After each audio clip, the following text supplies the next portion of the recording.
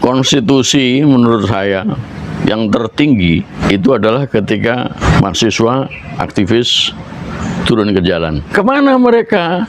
Sekarang kok ngilang gitu kan? Ketika negara justru menjadi sangat membutuhkan. Indonesia sedang berduka, Indonesia sedang gelap, Ibu Pertiwi sedang menangis. Ya, mari kita selamatkan Republik Indonesia yang kita cintai.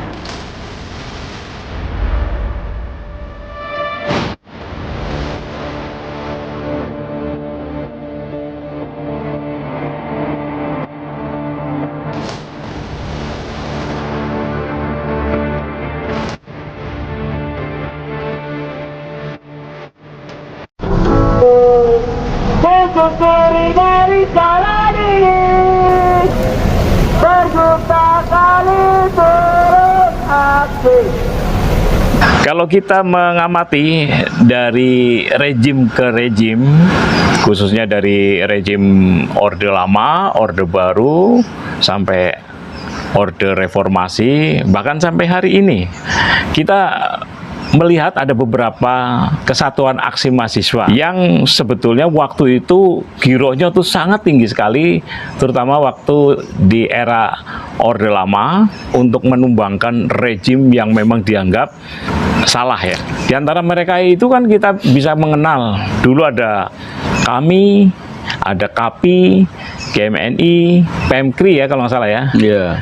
Yang menarik ini, yang sampai sekarang itu masih solid sebetulnya ya, yaitu HMI, dan itu ada turunannya, komunitas yang namanya KAHMI, Korps Alumni HMI.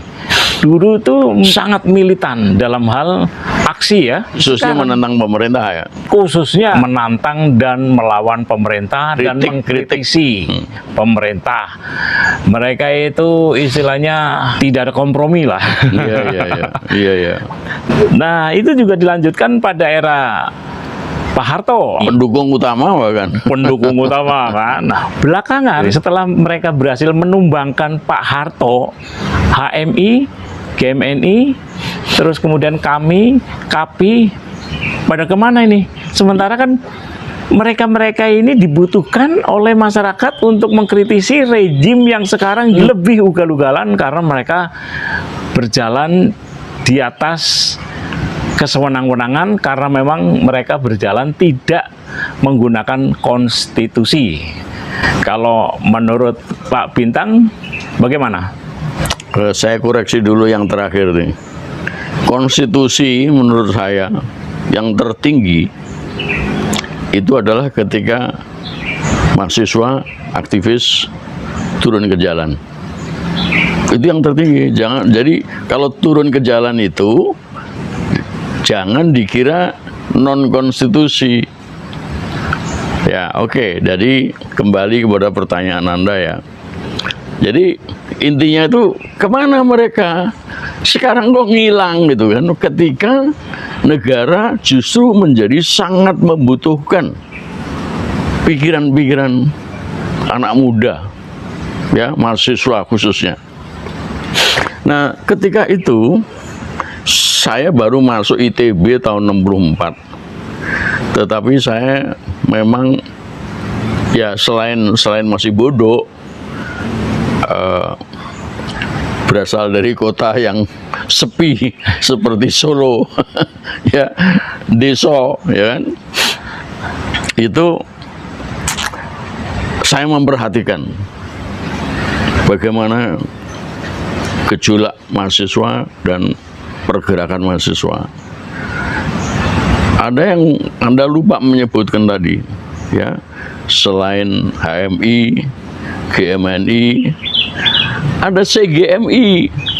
CGMI itu yang pro komunis, ya.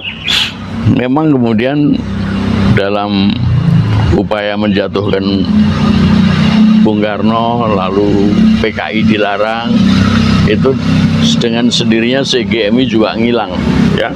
Tapi betul, selain itu ada PMKRI, ada GMKI, ya. Itu semua menuntut penjelasan mengenai G30S, Dan yang dituntut menjelaskan itu Bung Karno. Dan Bung Karno sudah berusaha untuk menjelaskan lewat pidato-pidatonya termasuk Nawaksara itu. Tetapi menjelang masuk 66 itu nggak ada yang percaya kepada Bung Karno. Lalu ketika isu munculnya pembubaran PKI itu, yaitu waktu sudah terbentuk yang namanya KAPI itu sudah terbentuk, ya, Kesatuan Aksi Mahasiswa Indonesia, kemudian bahkan ada Kesatuan Aksi Mahaguru atau guru-guru, dosen-dosen Indonesia ada juga. Nah, lalu ada KAPI itu Kesatuan Aksi Pemuda, lalu ada KAPI P2 namanya Kesatuan Aksi Pemuda dan Pelajar Indonesia. Nah, itu ketika isu muncul pembubaran PKI itu dari kami, ya saya dengan sendiri masuk kami ya, bahkan secara tidak langsung lah tercatat sebagai orang kami ya. Itu hampir tiap hari itu demo kita dari Dago menuju ke Jalan Merdeka ya, bergabung sama Unpad, bergabung sama Parahyangan waktu itu masih ada di Jalan Merdeka, bukan lagi di Ciumbuluit ya. Jadi 1,5 tahun kita tuh tidak kuliah. Dosen pun kita olok-olok waktu itu, bener.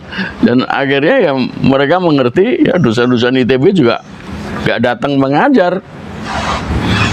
Nah, ketika isu pembubaran PKI itu muncul, maka tokoh-tokoh HMI dan yang bukan HMI, GMNI, PMKRI itu bermunculan.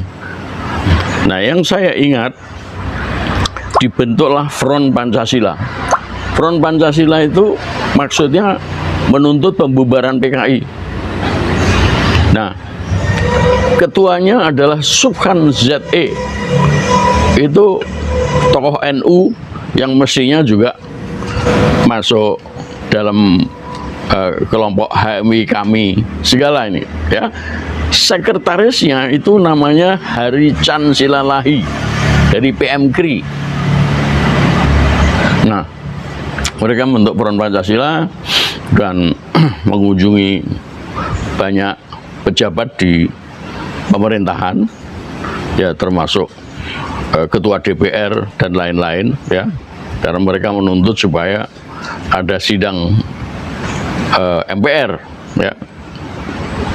Lalu, nah di situ kita mengenal kelompok-kelompok HMI itu ya, seperti Fahmi Idris, Lukman Harun, Abdul Ghafur, terus banyak yang lain. Nah, di lain pihak, di kelompok PMKRI atau yang non-muslim itu ada Hari Chan Silalahi, ada Sofyan Wanandi dan Yusuf Wanandi juga adiknya, lalu ada Kosmas Batubara ya, dan lain-lain lah. Nah, ternyata mereka itu di dalam perjalanannya itu pecah dua, yang Islam dan yang non-Islam. Yang Islam itu mereka berpikir ke depan bahwa pemerintahan Republik Indonesia ini harus pro-Islam. Ya, nah ini tokoh-tokohnya tentu saja yang saya sebutkan tadi, orang-orang HMI dan tokoh-tokoh Islam yang lain ya. Nah, di belakang itu ada Deliar Nur ya, yang kemudian membuat Partai Umat Islam, PUI. Nah, di kelompoknya si Hari Chan Silalahi itu berpikir ke depannya itu harus mendukung militer, karena Pak Harto orang militer. Dan memang kemudian akhirnya kelihatan terpecah dua, yang satu hijau militer, yang satu hijau Islam. Nah, tokoh militer yang dimunculkan itu adalah Ali Murtopo, siapa lagi itu, tokoh militer, jenderal, tetapi klenik. Sebutlah itu ya. Rupanya terjadi clash di antara mereka itu. Antara hijau militer dan hijau Islam. Sampai begitu besar pengaruh mereka di dalam upaya memunculkan sebuah Indonesia pasca Soekarno. Sampai Sukan ZE itu diberitakan dibunuh waktu dia naik haji atau umroh di Mekah. Mirip dengan kejadiannya Baharudin Lopa. Soalnya Baharudin Lopa itu juga pada waktu itu mengatakan ya, setelah menemukan pembunuhan massal di Aceh, itu dia mengatakan, ini kalau nggak Cina ya militer, saya akan tumpas mereka. Nah, terus kemudian ternyata meninggal dia di Saudi Arabia. Ya, nah ini juga begitu. Nah, kelompok militer ini, si Cina ini dari sejak awal tuh memang mereka itu lebih pro militer. Hanya karena militer itu yang kuat, maka mereka berupaya untuk mendekati yang kuat itu. Sampai hari ini ternyata memang begitu. Ya, mereka itu pro dengan orang-orang militer dan bahkan tidak hanya memberikan dukungan, tetapi kemudian bekerja sama dengan mereka, dengan militer itu. Ya, di zaman sekarang lah ya. Ya, kemudian muncul banyak jenderal yang lain seperti Sutomo, Sumitro, ya, Kopkamtib. Oh ya, tadi itu Sujono Humardani yang bersama-sama dengan Ali Murtopo itu. Ya, nah itu ya akhirnya yang terjadi adalah bahwa Bung Karno tumbang. Nah, jadi penumbangan Bung Karno itu kemudian melegitimasi munculnya Pak Harto. Dan Pak Harto itu terlepas daripada Front Pancasila yang terbagi dua tadi itu Pak Harto itu sepanjang beliau itu berkuasa, itu dukungan yang terutama itulah dari HMI. Nah, jadi saya nggak ngerti kenapa HMI sekarang itu menjadi hilang. Bahkan kalau dulu saya masih kenal beberapa pimpinannya ya termasuk Ridwan Saidi, itu adalah ketua HMI. Terus kemudian Mulsidan Baldan ya. Terus terakhir ya setelah Urbaningrum saya nggak tahu lagi ya. Jadi peranan KAPI itu luar biasa pada waktu itu ya, dan ya HMI dengan PMKRI dan GMNI dan lain-lain ya. Ya, sekalipun kemudian kan ada beberapa tokohnya yang meninggal ya. Si Arif Rahman Hakim, nah itu bisa dipastikan anak HMI itu. Ya, kan? Kemudian Ridwan Rais ya, itu juga ada satu wartawan Zainal Sakse. Nah itu meninggal juga pada waktu terjadi clash antara pendukung Bung Karno dan pendukung Pak Harto ya, terutama terjadinya peristiwa di Salemba. Kalaulah kemudian banyak orang mengatakan itu adalah revolusi, saya menganggapnya itu revolusi. Bayangin 1,5 tahun mahasiswa khususnya Bandung dan Jakarta ya tidak kuliah, turun ke jalan. Ini revolusi ini people power nih. Nah, sekarang kemana? Dalam situasi negara yang sudah begitu kacaunya, memang ada yang meninggal, 3 orang tadi terutama yang saya ingat ya. Jadi people power revolusi itu tidak membawa korban. Dan arti sesungguhnya dari revolusi itu adalah perubahan besar yang menyangkut masalah konstitusi, menyangkut masalah pemerintahan. Dan itu betul. Sebab pidato-pidatonya Pak Harto kan mengatakan bahwa UUD 45 itu telah diselewengkan oleh Soekarno. Ya, disalahartikan oleh Soekarno sampai Soekarno itu kemudian pro dengan PKI, ya kan? Itu isu yang disebarkan oleh Pak Harto begitu. Jadi betul bahwa revolusi itu menyangkut suatu perubahan besar, perubahan pemerintahan dari Soekarno ke Soeharto, tapi juga menyangkut masalah konstitusi. Sekalipun konstitusinya sama-sama UUD 45, tetapi cara mengartikannya itu berbeda. Dan itulah sebetulnya ya yang menjadi perjuangan kami dalam reformasi ya jilid 1 itu adalah karena Pak Harto sendiri pada akhirnya melakukan penafsiran terhadap UUD 45 18 Agustus itu secara keliru ya.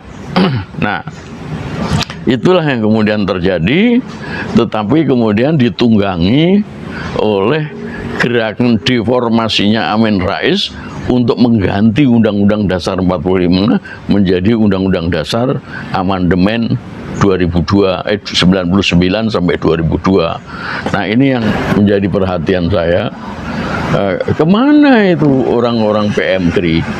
Kalau bicara soal PM KRI ya, itu terakhir itu saya bersama-sama dengan Krisinergi Temu, juga bersama-sama dengan Yudil Heri dari Partai Umat Islam. Itu kita masih bersama-sama itu. Jadi antara Islam dan non-Islam itu masih bersatu padu untuk mengkritisi pemerintahan pada waktu itu, yaitu pemerintahan Pak Harto. Nah, jadi ketika Krisinergi Temu akhirnya meninggal, ya itu diadakan suatu peringatan di PM KRI Jalan Mongensidi ya. Walter Mongensidi ya, itu saya hadir, saya memberikan sambutan ya, dan tapi ya kemudian kelompok-kelompok Islam ini menghilang meskipun muncul kelompok-kelompok baru seperti KAHMI, kemudian PPMI, ini yang juga berbaju Islam ya kan, tetapi peranannya udah nggak kelihatan. Kemana mereka? Mereka harus dipanggil lagi itu, ya, untuk menunjukkan keprihatinan terhadap situasi Indonesia yang semakin hari semakin rusak, ya kan? Iya. Bahkan tadi pagi saya udah diberitahu udah masuk 18 rupiah per dolar, ya kan? Hari ini toh. Ya, jadi mereka harus dipanggil kembali, ya, mereka harus disadarkan kembali bahwa mereka punya tanggung jawab besar di dalam soal revolusi itu. Revolusi dalam tanda kutip seperti apa yang saya sampaikan tadi itu, ya, yaitu perubahan besar, perubahan cepat, menyangkut pemerintahan, menyangkut konstitusi. Nah, kita harus kembali kepada konstitusi UUD 45 ya, karena justru disebabkan oleh penggantian Undang-Undang Dasar itu, deformasi yang dilakukan pada 99 2002 itu, Indonesia menjadi terpuruk seperti sekarang. Ya, dalam bahasa saya udah hampir masuk jurang. Ya. Nah, kalau misalkan yang tadi disebut dalam peranannya mereka menggelorakan reformasi maupun revolusi, kalau revolusi waktu itu mungkin dikategorikan pada era Orba ya, Orla, ya. Terus reformasi di reformasi itu kan sebetulnya kepanjangannya kan reformasi total. Reformasi total itu karena ada rasa takut untuk menyebut revolusi. Maka disebutnya reformasi. reformasi total. Iya. Reformasi total pun kemudian dipotong menjadi reformasi doang. Iya. Iya. Nah, maksud saya apakah kesatuan-kesatuan mahasiswa yang tadi kita masih dengar ada GMNI masih ada. Apakah kami, KAPI, terus kalau HMI juga masih ada, Himpunan Mahasiswa Muhammadiyah juga Baik masih ada. HMI maupun HMI MPO. MPO juga masih ada. Ya itu. Majelis Penyelamat Organisasi. Ya. Yang apakah karena tadi yang disebutkan oleh Pak Bintang mereka sebagai pendukungnya Pak Harto, HMI tadi, terus kemudian secara psikologis juga mereka kan sudah membentuk lembaga baru, yaitu turunannya dari HMI menjadi KAHMI. Apakah ada rasa ewo pakewo? Karena kalau kita lihat di semua lini pemerintahan itu ada orang HMI, ada orang KAHMI, yang tidak lain adalah juga dulunya adalah orang HMI. Apakah seperti itu? Nah, kalau kita bicara soal HMI yang sekarang ini, kalau misalkan GMNI, terus kemudian kami, terus KPPI tadi, KAPI, itu juga bagaimana menurut Pak Bintang? Dugaan saya ya, ini ada dua unsur ya. Satu adalah unsur duit. Itu di zamannya Pak Harto itu kan para tokoh HMI itu kan mendapat tempat itu. Ya, termasuk yang bukan HMI ya, seperti Kosmos Batubara, ya kan. Terus kemudian Fahmi Idris, kemudian juga di Menteri Keuangan Mari Muhammad itu kan HMI juga. Iya. Jadi mereka sudah dapat bagiannya, ya. Ya, tentu saja banyak yang lain ya, yang tidak serta-merta menggunakan baju HMI ya, tetapi HMI ya. Jadi mereka sudah dapat bagiannya, dan mestinya mereka itu juga ketika menjadi pejabat itu bagi-bagilah ya, bagi-bagi untuk organisasi ya, bagi-bagi duit untuk kehidupan organisasi supaya mereka bisa jalan terus kan ya. Sebab organisasi tanpa duit kan nggak bisa juga ya. Nah, itu semua kemudian menjadi hilang ketika Undang-Undang Dasar diganti. Ya. Dan dugaan saya yang unsur yang kedua itu karena memang dibungkem.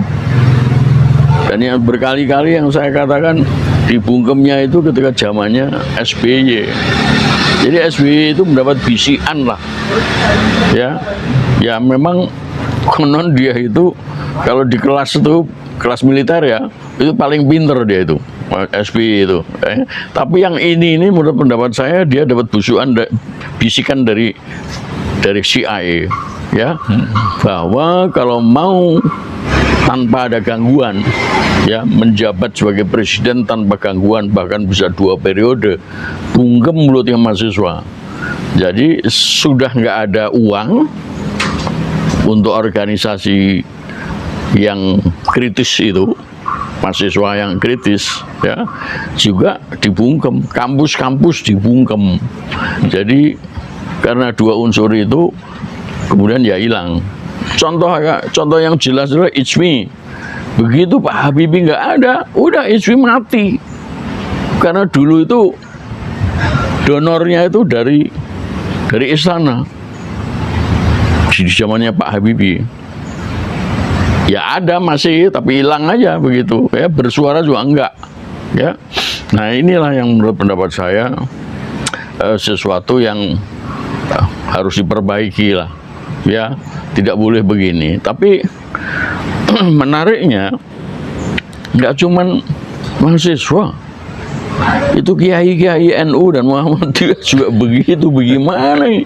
Ya, NU itu Nahdlatul Ulama itu sering mengatakan punya pengikut itu 30 juta.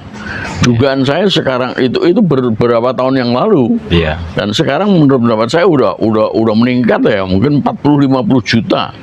Demikian juga Muhammadiyah itu mengklaim 30 jutaan pada waktu itu. Sekarang juga mungkin sudah lebih. Bahkan ketika muncul berita soal Bank Syariah itu kan katanya BSI itu mau diinjeksi dengan dananya Muhammadiyah yang ratusan triliun, ya kan? Ya. Nah jadi soal duit nggak soal, ya duit itu nggak soal bagi Muhammadiyah dan dugaan saya NU juga begitu, ya kan? Tetapi kenapa mereka bungkem?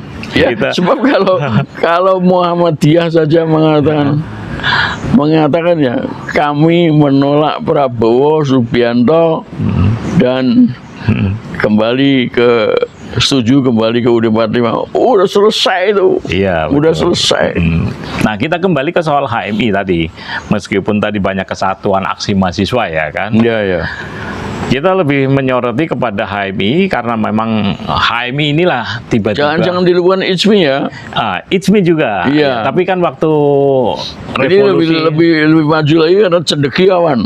iya. Bukan mahasiswa saja. Ya, tapi kan waktu itu kan ICMI waktu zamannya Bung Karno belum lahir. Ini kan eranya Oh zaman iya, Pak iya, Harto. betul. Artinya bahwa secara histori HMI punya tanggung jawab moral, ya kan, dari zamannya Bung Karno, Pak Harto sampai sekarang. Artinya kalau tadi merujuk kepada Pak Bintang bahwa mereka ini HMI yang kemudian menjelma menjadi KAHMI itu muncul di mana-mana, artinya di semua lini, di semua partai, di semua lembaga, di semua BUMN, dan di semua pemerintahan dari pusat sampai daerah.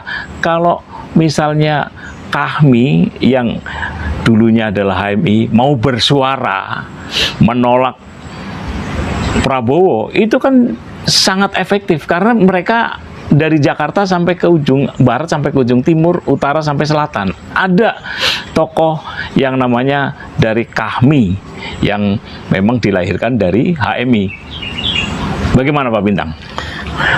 Ambillah contohnya ya, Fuad Bawazir. Fuad Bawazir itu, ya setelah Fuad Bawazir saya nggak tahu lagi siapa ketua KAHMI. Tapi dia itu ketua KAHMI. Ya. Iya, karena dia menyelenggarakan beberapa kali pertemuan. Dia kaya raya dia. Jadi soal duit nggak persoalan. Bahkan ketika dia menjadi menterinya Pak Harto itu disebutkan kekayaannya itu miliaran, ya. Hanya saja itu disebutkan warisan. Bahkan rumahnya yang di California juga begitu. Jadi nggak ada urusan dengan duit.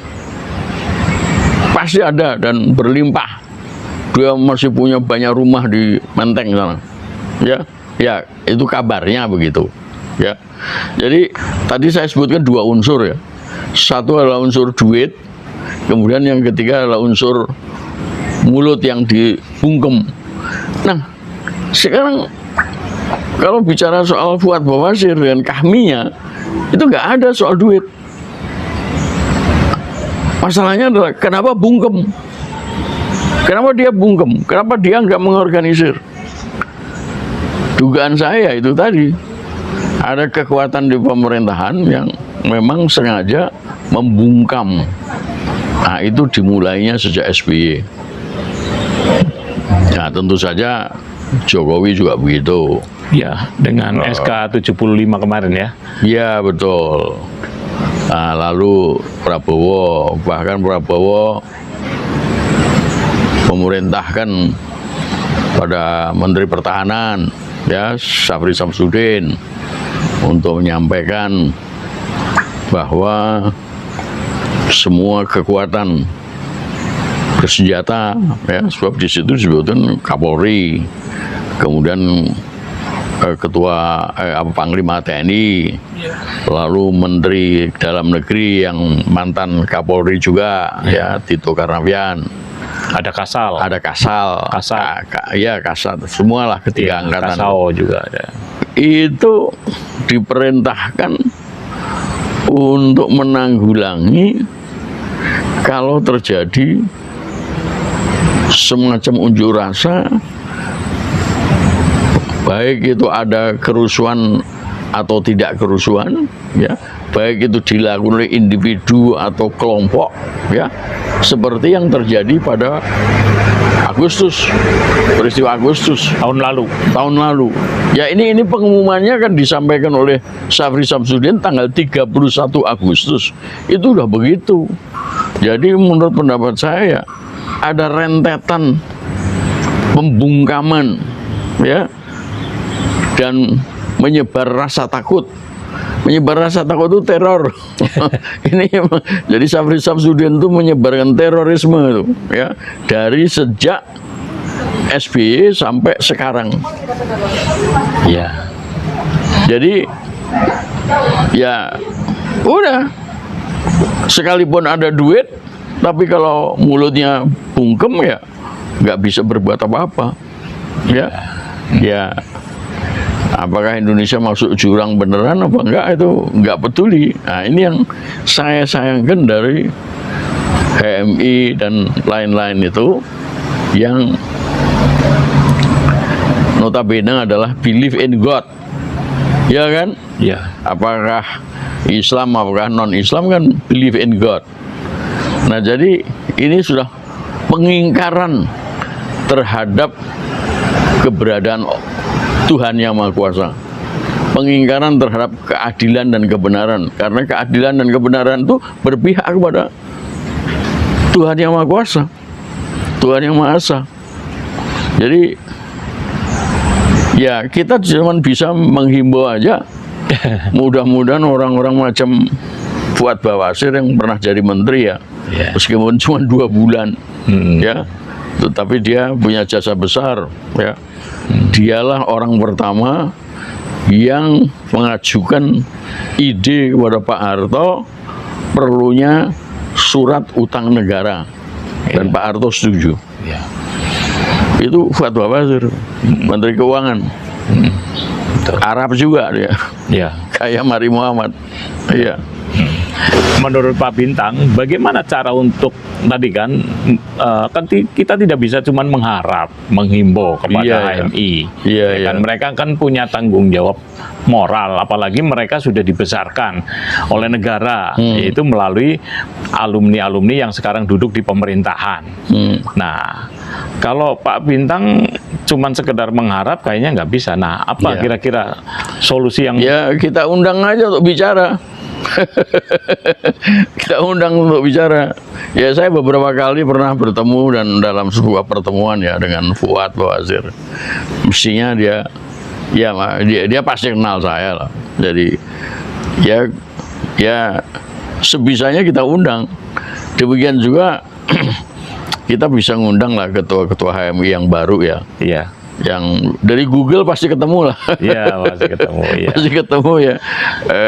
Mungkin alamatnya harus cari-cari dulu, tapi harus dikumpulkan mereka itu, ya. Benar seperti apa yang Anda sampaikan, ya. Kita minta pertanggungjawaban mereka yang telah berhasil menggulingkan Bung Karno, ya. Lalu berhasil pula mengangkat Pak Harto, dan sekaligus kemudian selama 30 tahun, ya, lalu menggulingkan juga, ya. Ini gimana? Mau mereka itu seperti apa? Kok terus kemudian lepas tangan, seakan-akan nggak peduli terhadap masa depan Republik, rakyat, bangsa dan negara. Itu saya kira yang bisa dilakukan. Nah, mengenai kelompok yang pro tentara tadi itu, menurut saya, ya, tentara-tentara ini juga punya tanggung jawab. Ya, saya hanya berharap dari FPP TNI, ya. Nah, soal FPP TNI ini kelihatannya ada beberapa cabang juga nih. Pecah. Kalau dibilang pecah sih enggak, ya. Iya. Tapi komunikasinya itu terhenti, ya. Ada FPP TNI Jakarta yang mayoritas, ya. Iya. Kemudian di Bandung juga ada. Iya. Lalu di Jogja juga ada, ya. Ini kira-kira komunikasinya kok seperti mampet itu. ya, nggak jalan ya. Ini harus bicara ya, ya. Nah, Gatot Nurmantio juga sepertinya enggan berkomunikasi dengan FPP TNI, ya, kelihatannya mau sendiri gitu ya. Nah, ini juga harus disentil. Iya. Piye toh Pak? TNI loh. Sama-sama militer ya. Iya, bersenjata loh. Dulu Bung Karno, Bung Hatta memang tidak berkeinginan bahwa negara ini menjadi negara militer ya. Oleh karena itu dibentuklah TNI ya, dari sejarahnya kan Tentara Rakyat Indonesia, ya kan, terus kemudian pokoknya rakyat lah ya, Keamanan Rakyat Indonesia, TKR ya. Nah, terus dipersenjatai untuk melindungi rakyat, bangsa dan negara, wilayahnya dan kekayaan alamnya. Nah, sekarang kekayaan alam diadul-adul, wilayahnya sudah dikuasai sama Cina, mereka bikin negara dalam negara, ya. Bahkan kemudian ada unsur basis militer Amerika di Kertajati ya. Kertajati. Nah, ini harus tampil. Ini semenjak Kertajati itu FPP TNI belum tampil. Ya.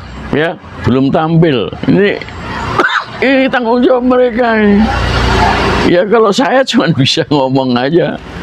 Ya, nanti saya cobalah kontak namanya Fuad Bawazir ya. Iya. Dan ketua-ketua HMI.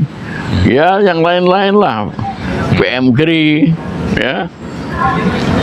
GMKI memang banyak nggak bersuara ya, kaum Protestan itu ya, tetapi saya kira mereka potensial juga ya, dan tentu saja mempunyai kepedulian yang besar terhadap kelangsungan hidup RI ya.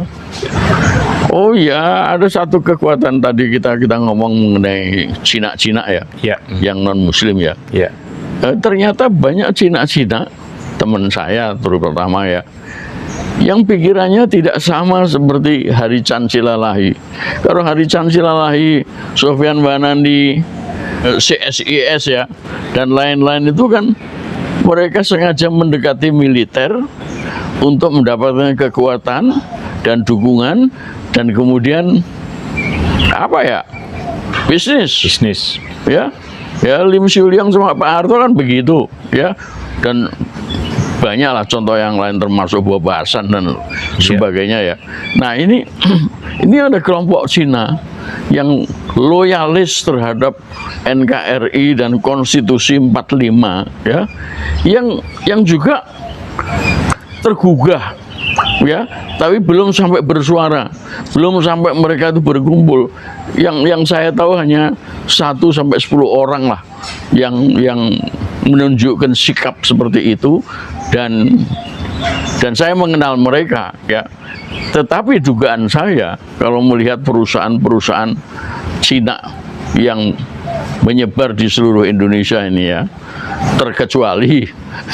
terkecuali Indomaret ya, karena di situ ada Antoni Salim yang membuat negara dalam negara di PIK 1, PIK 2 ya. Nah, ini kecuali itu, ini Cina brengsek ini ya. Nah, ini Cina yang baik-baik, yang loyalis, yang memang berusaha dengan baik, membayar pajak ya, cinta kepada Indonesia.